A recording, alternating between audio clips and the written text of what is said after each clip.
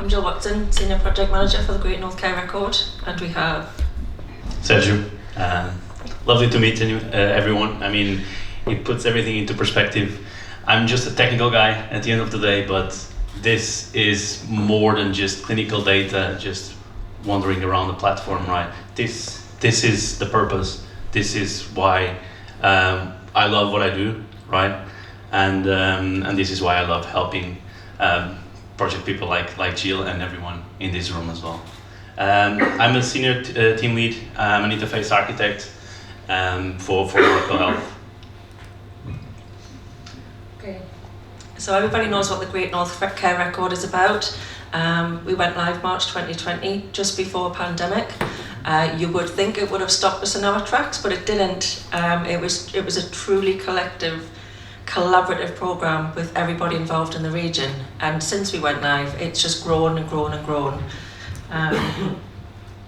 We've got all the services listed there in the middle, and recently we've just onboarded hospices. You can see from the regional adoption from when we started in 2020, that growth is just peaked, and we're predicted to hit just over 5 million views in 2023, and the prediction and forecast past that is rising again. In terms of the national standards, we are one of the leading shared care records in the country, and in terms of Cerner, HIEs and shared care records, we're about 5th globally. So the programme, when we originally started, we've got down the left-hand side, all of the trusts was then anticipation of getting everybody sharing, and then down the right-hand side we've got the local authorities. We've got 7 committed out of 14 local authorities, and the trust we have it, everybody's sharing with the exception of South Tees and Tuve. South Tees are actually in the test environment now and are hoping to go live by the end of the year. And Tuve have just implemented a new APR, which I'll talk about shortly. In the middle we've got our primary care, which is fully onboarded.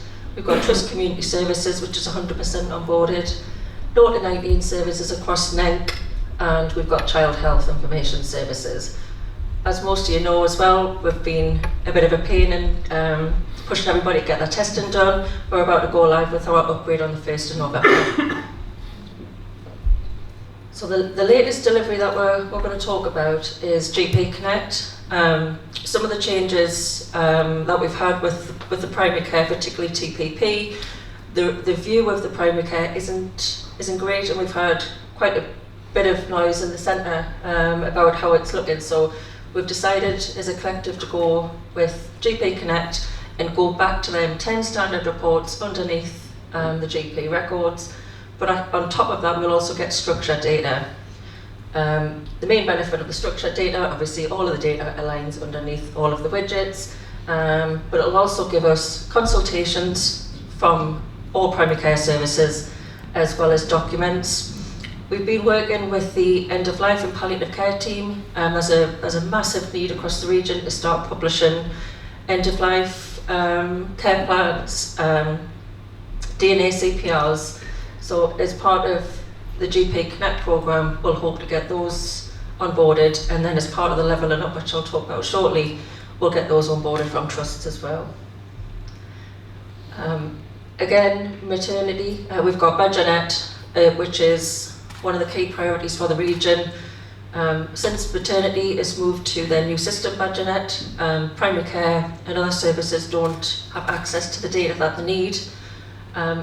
Thanks to our maternity colleagues and Cerner, pushed out all the stops to get this development done and ready for post-upgrade. And so we'll be working on that right after the upgrade towards the end of November, and aiming to go live with Gateshead FT first in January, and then we'll onboard the trust iteratively after. Tees Escamilla, as you know, they're about to go live with their new APR, and these are some of the data sets that we've agreed to share. We've got a great working relationship with Tees Escamilla and are planning to share as much as they can as soon as they get the go-ahead.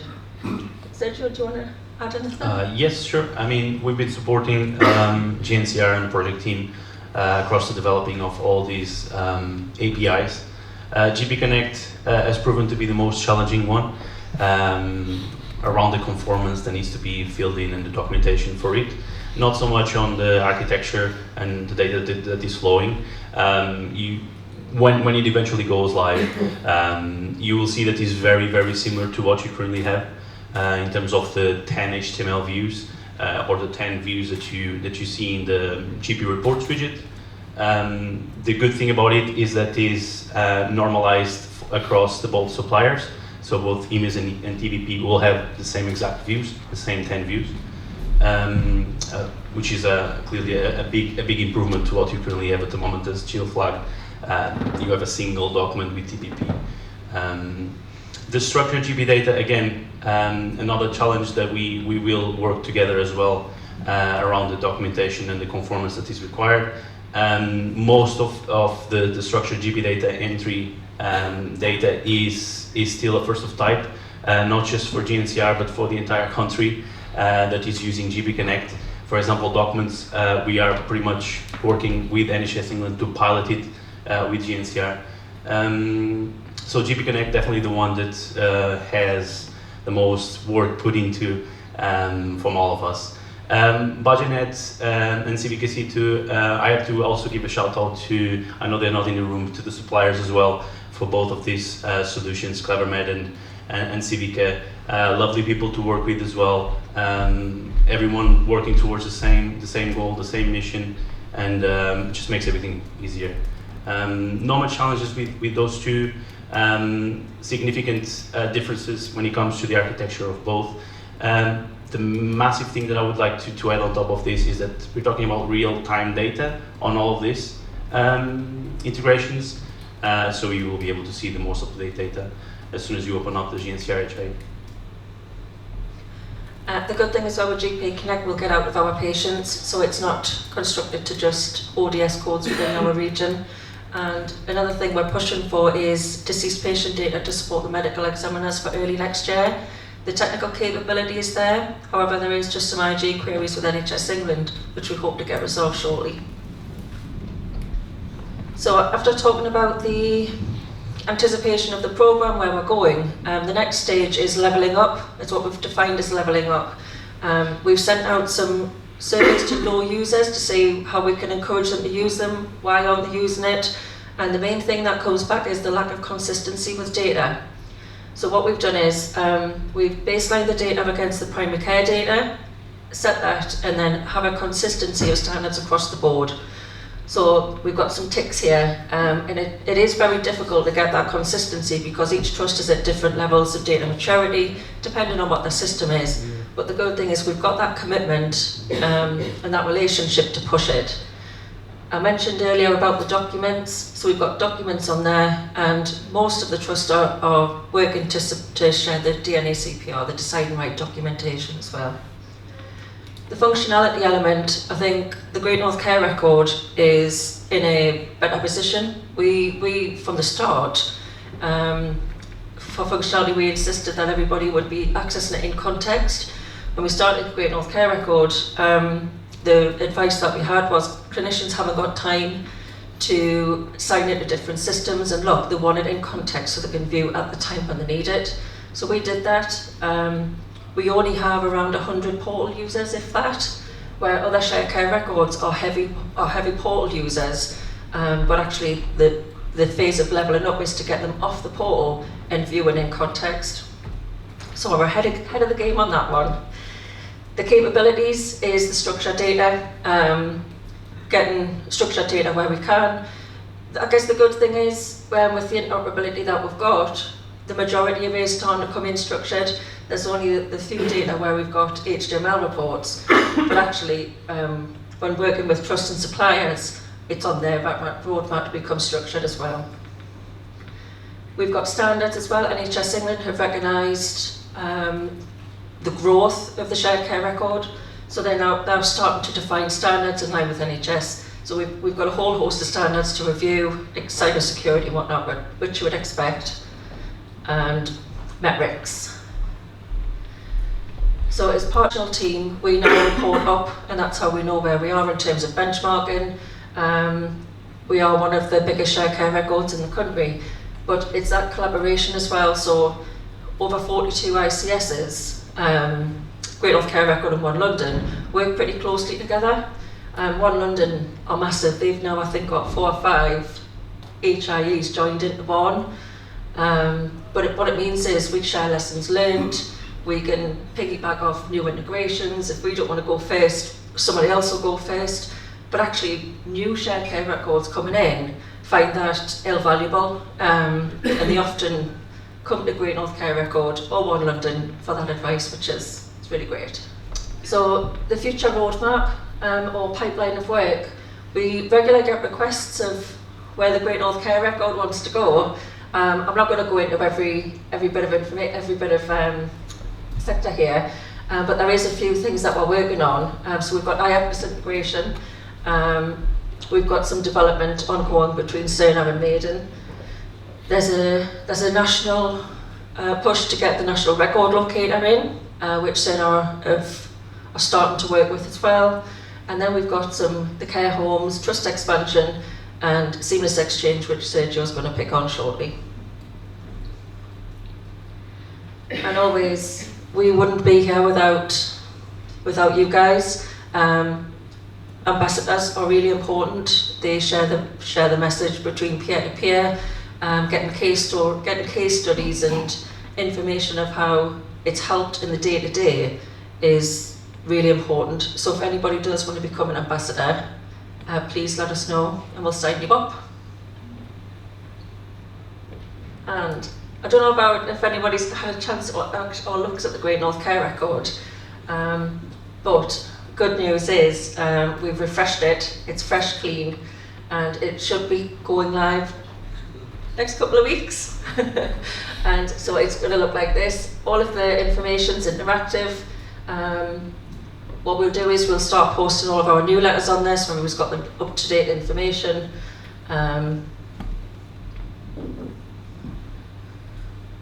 So yeah, keep an eye out. The URL won't change, so whatever website that you've got already saved to your favourites, all the information will come through, but all the images will come through from real people in the region and case studies that we've collected from everybody.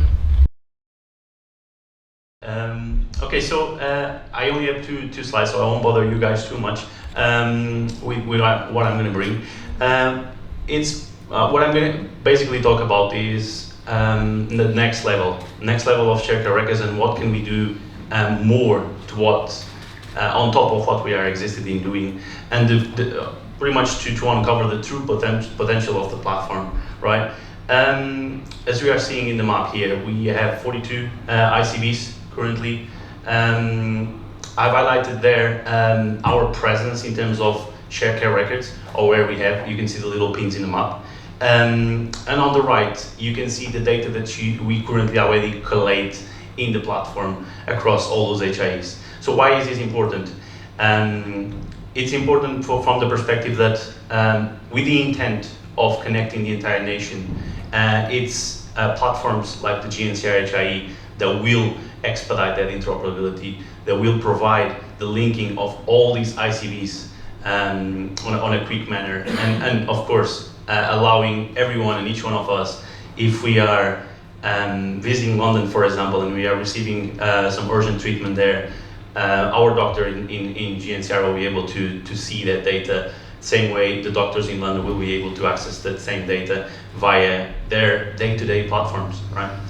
Which is, again, extremely important. The next slide that I have here is to talk about in more detail of a couple of different items that are already being working on in the background, again, for this next level stage. We've got the first one, which Jill already mentioned, the NRL work that we are already working with NHS England to uncover.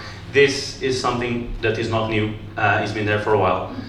What is new is because of the shared care records boom, so to say, in the last few years, it has put a lot of focus from the NRL team and NHS England to try and expedite some of the integration, in the sense that it will allow shared care records to be connected together, right? Not just from the perspective of querying the NRL to know where the information is at, but actually use the NRL to be that data exchange between multiple suppliers, right? So we are pretty much having monthly and weekly, in some cases, stand-ups with teams to across the globe, across our own competitors as well, to try and see how can we work together, how can we expedite this work for the NRL.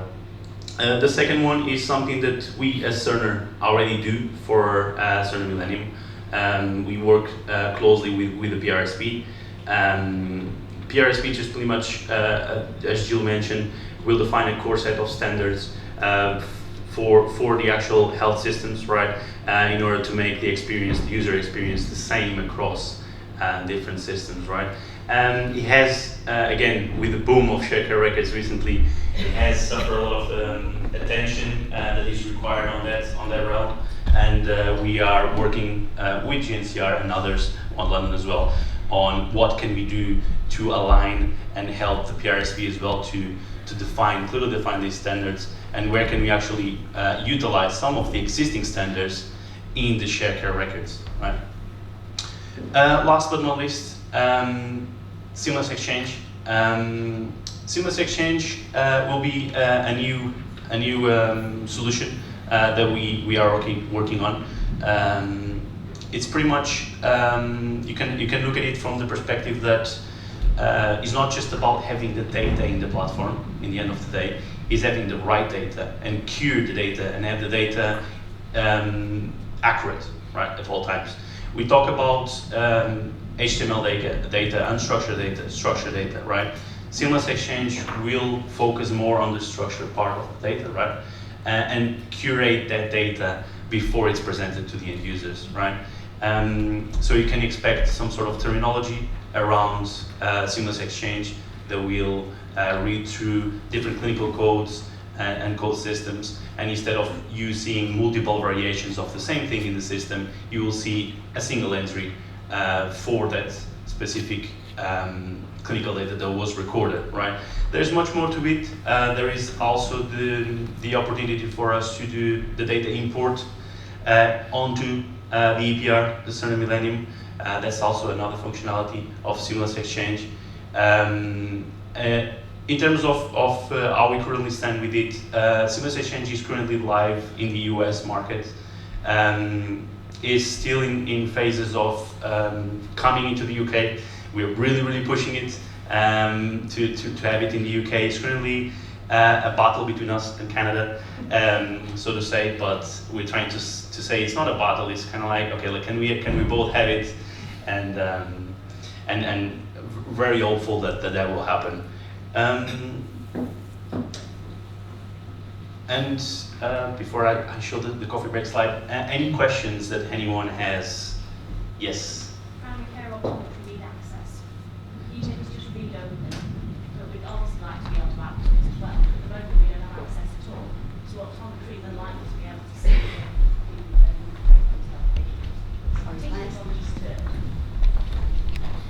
Primary care optometry